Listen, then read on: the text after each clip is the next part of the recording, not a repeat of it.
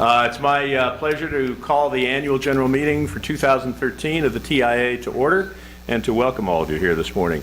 This 2012 was a challenging year in the toy industry. Flat sales, competition from digital non-toy products, retail landscape that had a lot of changes, made it that much harder to profit in the toy business. But when has the toy industry not been challenging? And so, we've overcome much tougher challenges than this and come back thriving and prosperous in the past.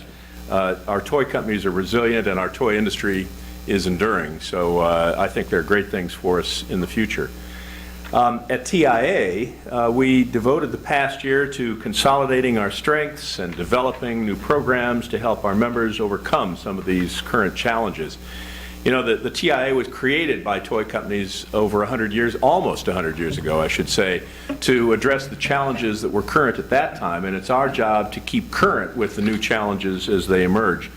And shortly, I'll describe for you a new strategic 3-year plan that our board adopted last October to provide a guidance for further development of the association. But first, let me give you a brief review of the past year, 2012, and I commend to your review the annual report, the written annual report that was handed to you, I think, when you came here into the room. In 2012, TIA restored its financial reserves to an 80% position of our annual expenses, which is recovering from a low of less than 30% only about 3 years ago. These reserves, of course, assure the association's stability in difficult economic times if they should hit, and they provide an important rainy day fund for defending the industry if new challenges emerge. 2012 also confirmed the central role of our trade exhibitions as the go-to-market venue for toy vendors and retailers. Last year, in 2012, we hit an all-time high of 368,000 square feet of exhibit space. This year, I'm glad to tell you, we hit a new all-time high. It's 375,000 plus square feet of exhibit space. And in 2012, we added the licensing showcase to the fair, and attendance by licensors this year is up 20%. We've added a new series of seminars on international trade, retail strategies, and the business of toy design. And we've also brought the Digital Kids Conference, as you saw probably coming down the escalators here, back to the Javits. International attendance is up 6% at this toy fair on top of an 8% increase just last year. And our fall toy preview in Dallas had similar growth in international attendance. It was up 9% last October. And I'm very pleased to tell you that editors from the International Toy Magazine Association are here from Europe touring this show to see what they can see about American-originated toy products that they can tell their readers back home about. So we're very pleased to see them here. Only a small percentage of the toys that originate in the United States, of course, are exhibited in Nuremberg or Hong Kong or any other venue overseas. And so if you're a toy retailer overseas and you're interested in differentiating your toy offerings from other toy offerings, you've got to come to the New York Toy Fair in order to see the origination, 80% probably of the origination of toys here in the United States. And of course, clearly, if you're a vendor overseas and you're interested in getting in the U.S. toy market, you have to come here to the New York Toy Fair. In membership, we enjoyed some pretty remarkable growth in 2012. We're now up to 602 members, which is an all-time high. And we added 8 important new retailers to our membership roster. Toys R Us, Walmart, Sears, Barnes & Noble among them.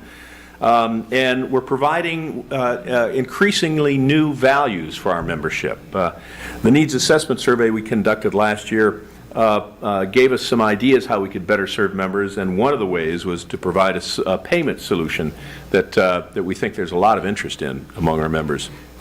So we also hosted networking events. What the association is about in large measure is networking, and we hosted networking events in New York, Chicago, Los Angeles, Baltimore, and Las Vegas. And, very exciting, we also helped launch a new program called the Toy Industry Next Generation, or TING. And as somebody said, that's the name of most of my suppliers. But they had their opening event last night at the Parlor Room on 30th Street between 7th and 8th, and I'm told there was something like 145 people there. So it's gotten off to a great start, and they are the next generation. I mean, the toy industry is about youth and creativity and what have you, so we're very excited to have them involved with us. Communications. Yet we have to ask ourselves, why are companies joining TIA in these challenging times? And I think it's because we are providing them with some value.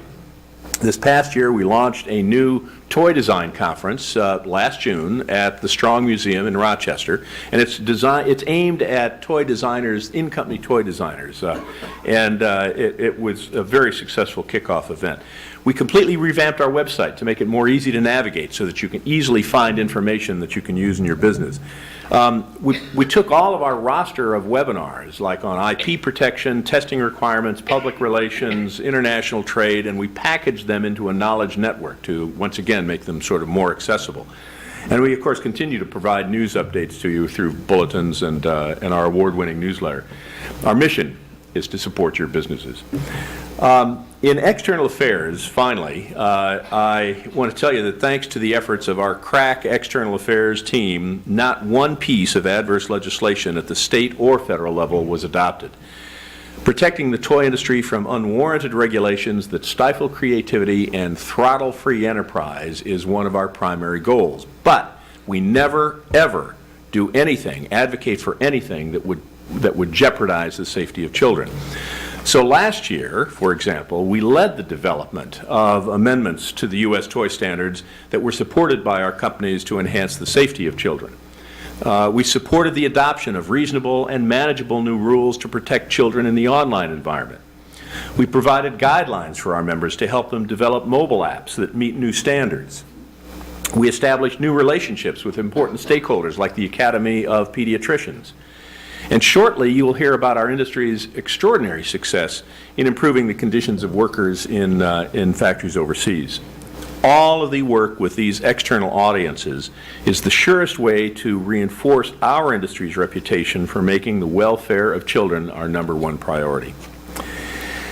Lastly, let me tell you briefly about the accomplishments of the Toy Industry Foundation in 2012.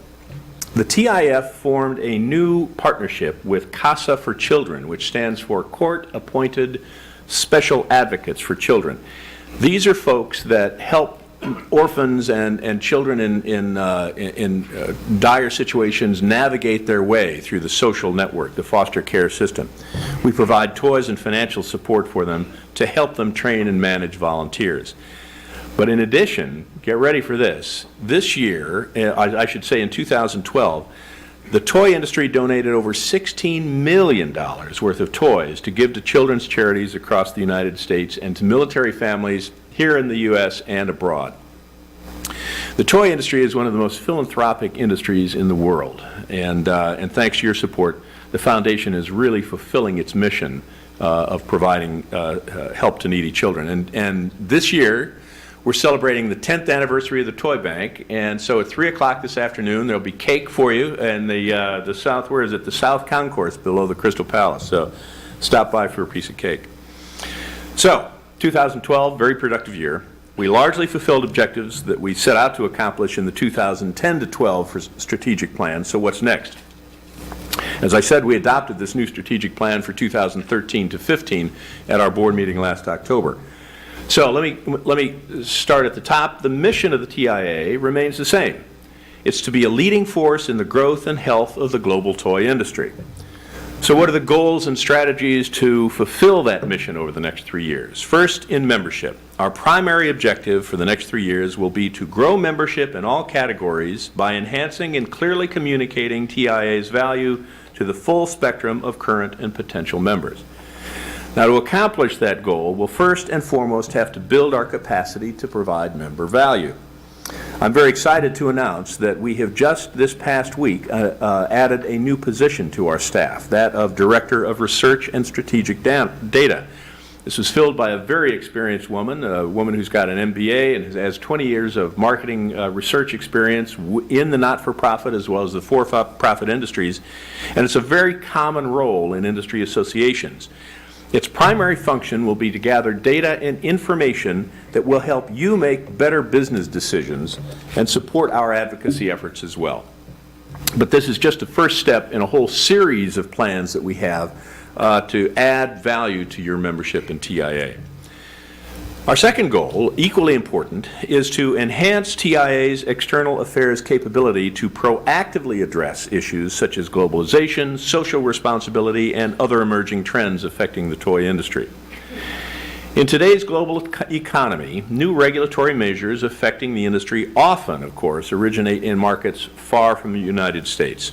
So we have to create mechanisms to coordinate advocacy efforts with other toy industry associations around the world so that we can hopefully help assure that those regulations are reasonable. And we're developing new programs and services to help small and mid-sized companies enter overseas markets.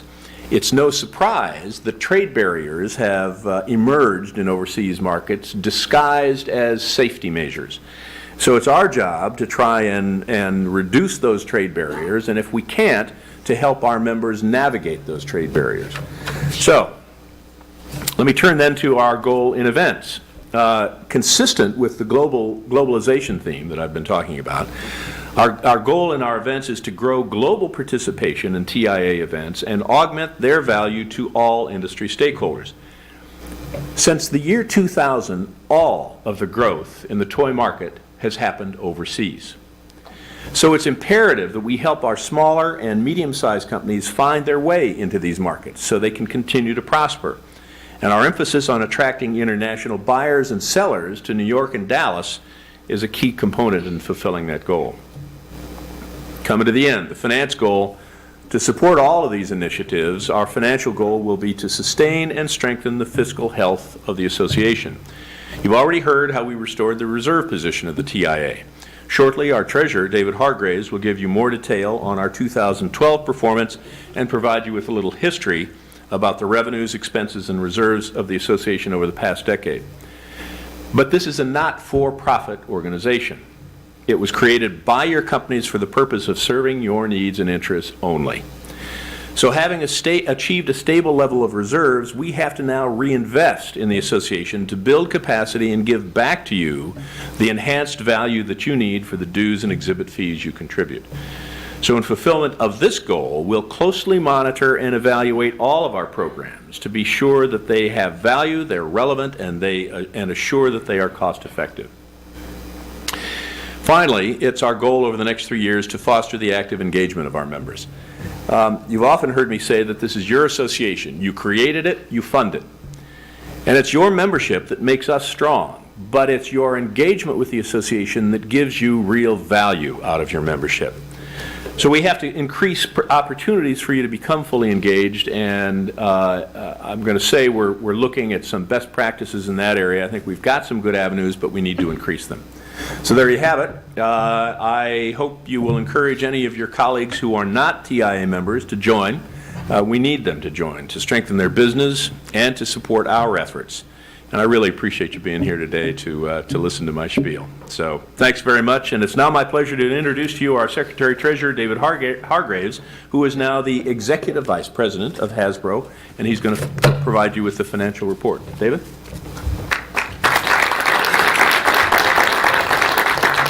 Thank you, Carter, and good morning, everyone.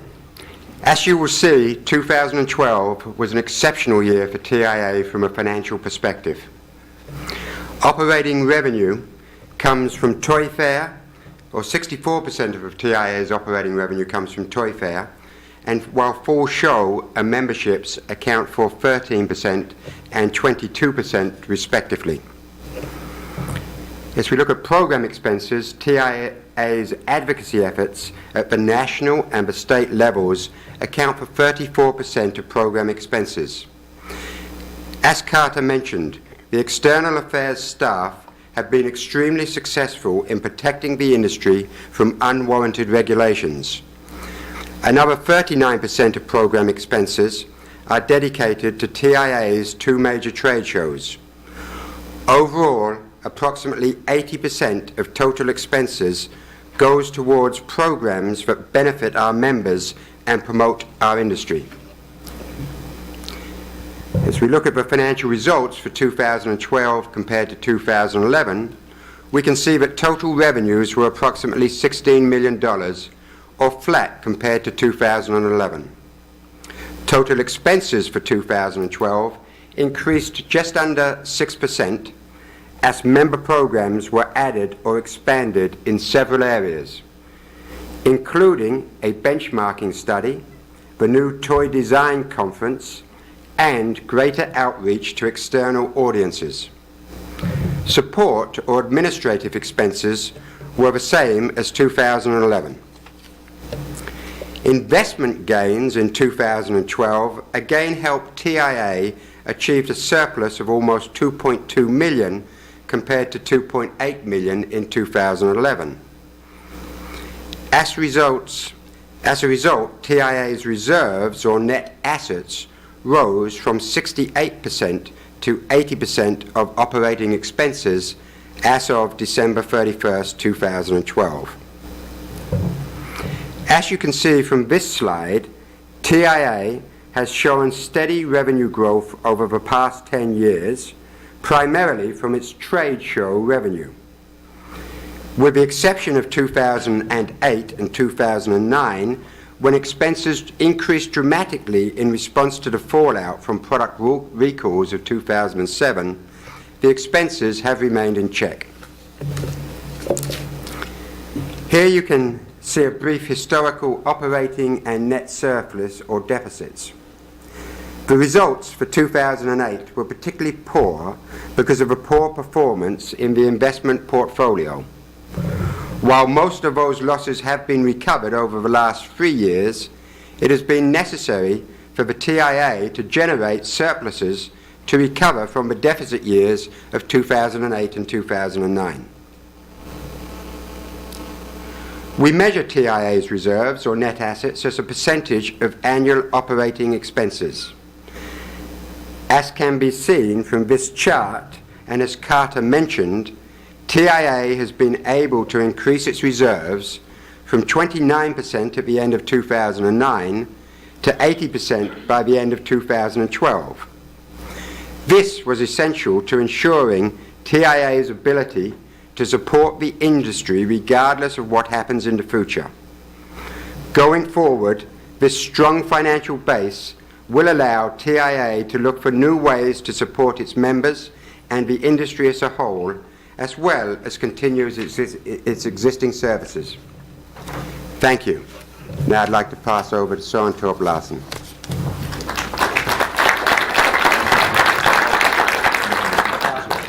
That's all right. Yeah. Just one thing, we were going to go directly to Soren, and Soren is a man who, as the saying goes, needs no introduction, but I did want to take just a moment to introduce him to you.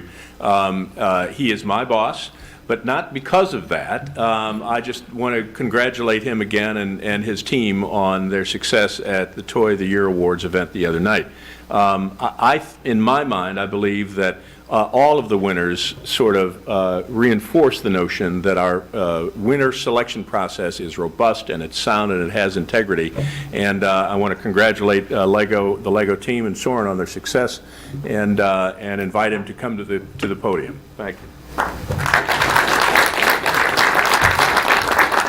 Thank you, Carter. Good morning, everyone. As Carter was speaking about the strategic plan of the TIA, I was kind of going through my notes here and realizing that I would be very repetitive.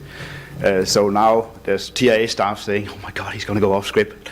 Yes, he will actually go off script a little bit because I think there's been a very good articulation of what TIA does and what you as members benefit from being a member of the TIA. So I'd like to reinforce some of that, but also take this opportunity to reinforce for you, if you're not already aware, that by joining TIA, by being a member of TIA, by being here this morning, you're working with the best people in the industry. The TIA staff that works hard for you every day and for your fees and your contribution through the toy fairs and other things that you participate in is money extremely hard at work with people very hard at work that does an excellent job in proactively pushing our industry forward, pushing us together as an industry. You know, we are now representing retailers, which we are very excited about. We have licensors, we have inventors, we have wrapping companies, and of course we have manufacturers. So overall, the industry is coming together in a manner that I don't think we've seen in the history of the TIA, which I think is a sign, of course, of tough times, because we'd be lying if we think it's a walk in the park out there.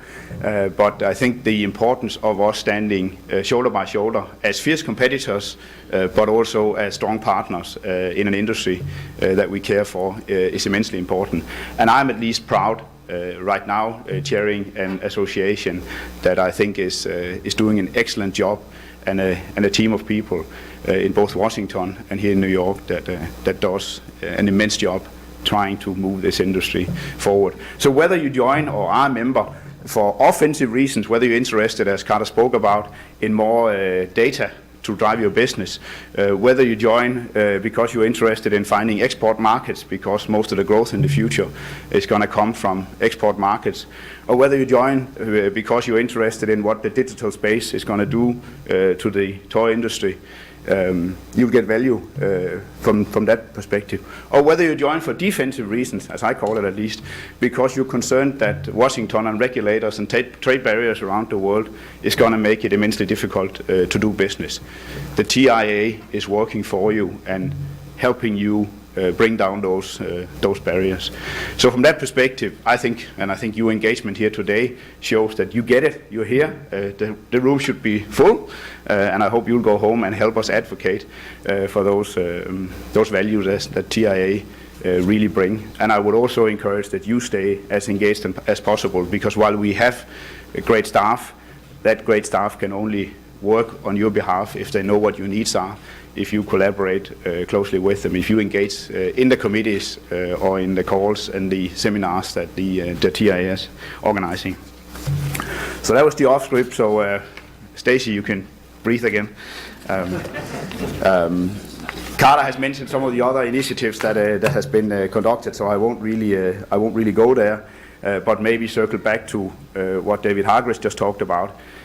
We are an industry under pressure, but we are fortunately a toy association that has regained its strength, and the ability for the TIA to be financially well founded right now, I think gives us now the opportunity to much more proactively go out and help the members of the association. And if there's one takeaway that I want you to take away from today, then that is really that opportunity. I think there were a time when we were defensive, when there were product safety issues. We spent a lot of money as an association trying to mitigate that. We spent a lot of time and money on lobbying through efforts in Washington. But those days are hopefully, at least knock on wood for now, behind us, and the association can really start a proactive approach towards those strategic targets that Carter talked about.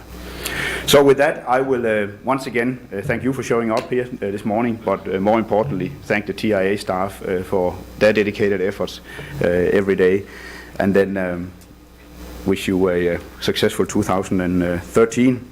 Then it's also my duty to thank retiring board members, but if I'm not mistaken, I don't think we have any of them here, do we? So I'll just mention them. Is Jamie here? No, I think Jamie was the only one likely going to be here. So we have three board members that are retiring from the board, and that's Jamie Gallagher, it's Julie Fitzgerald, formerly Kmart, and then Bill Campbell, formerly Leapfrog. So even in their absence, I'd like to thank them for their dedicated efforts to the TIA board. And then with that, I will hand it over to the chair of the nominating committee, Brian Stockton from Mattel. So, Brian.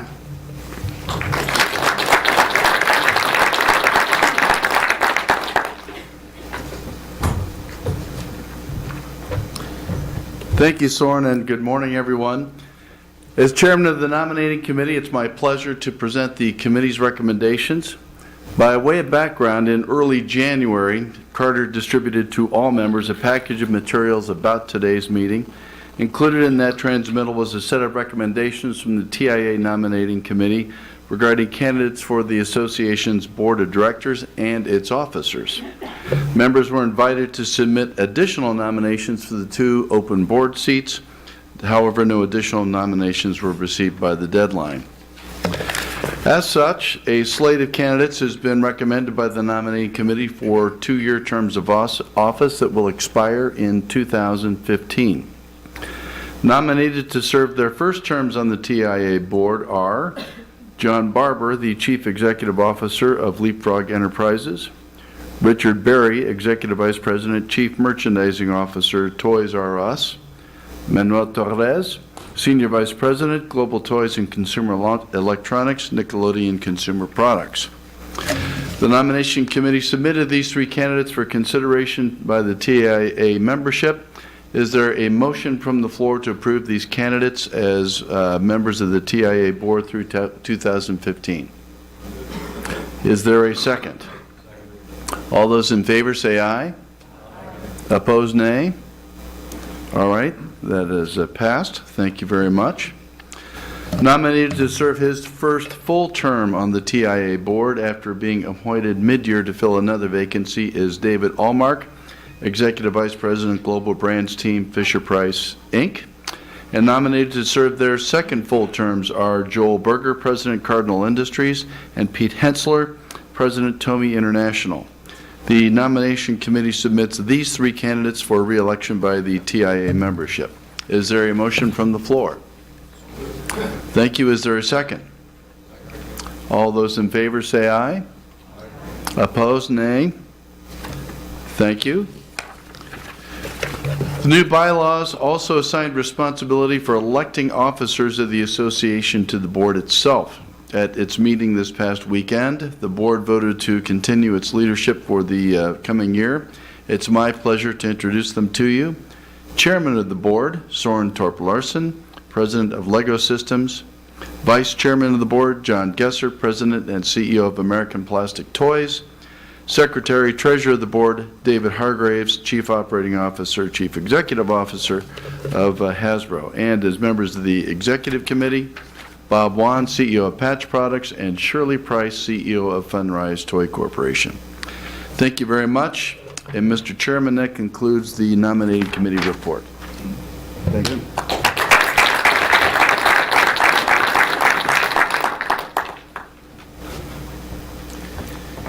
And now, as a final item on our agenda, it's my great pleasure to introduce to you Christian Ewert, who is the President and CEO of the ICTI CARE program. I mentioned that in my remarks earlier. This is a program that our industry can be extraordinarily proud of. Without any question, we have the Cadillac among programs to improve the lot of workers in our factories overseas. And we're a relatively small industry, so for us to have achieved this is a remarkable thing.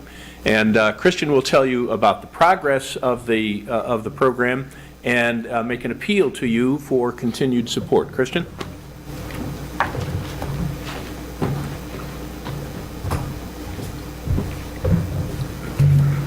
Where do I click? All right. All right. Very good morning from my side as well, and thank you for the opportunity, Carter, to present just a very brief update.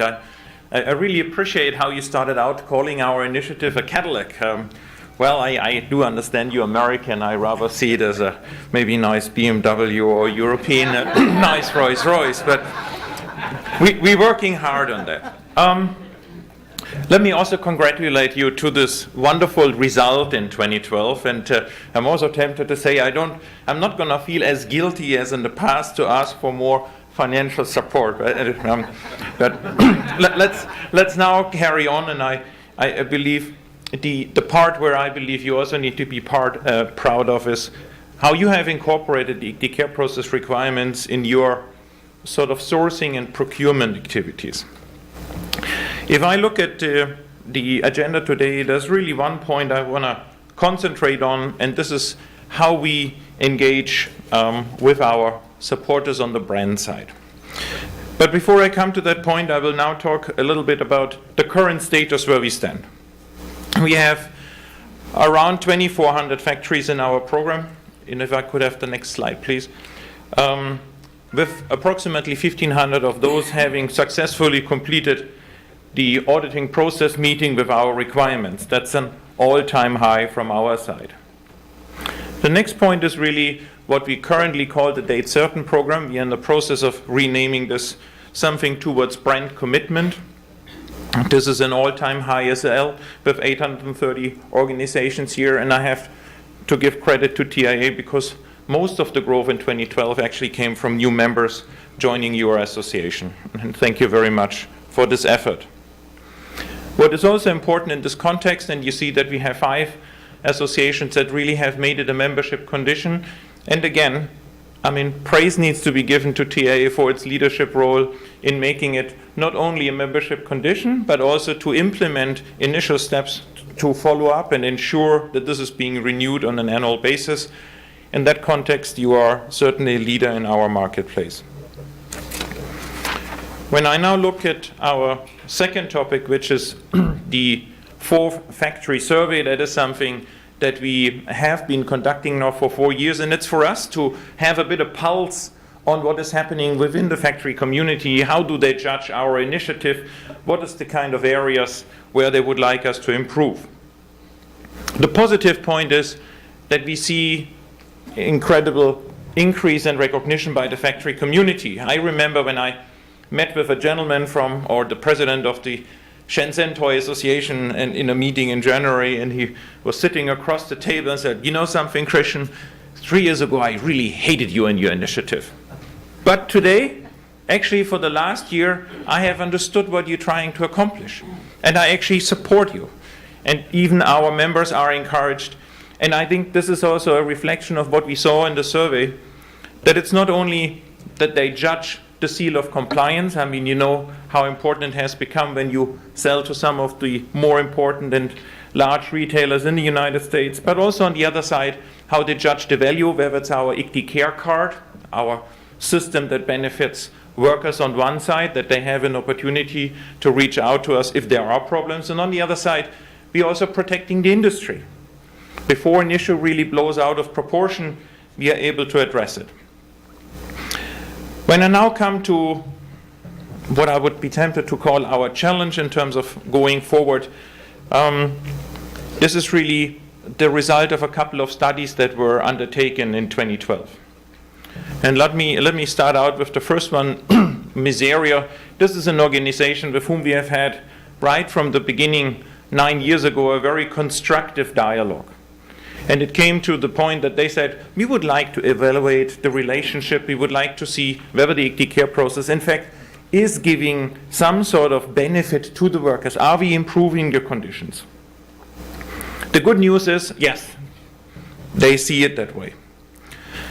On the other side, I mean, some of you will know that the UN basically completed an exercise done by John Ruggie on the UN Guiding Principles for Business and Human Rights. And we wanted to see how much are we in line or how much deviation there is.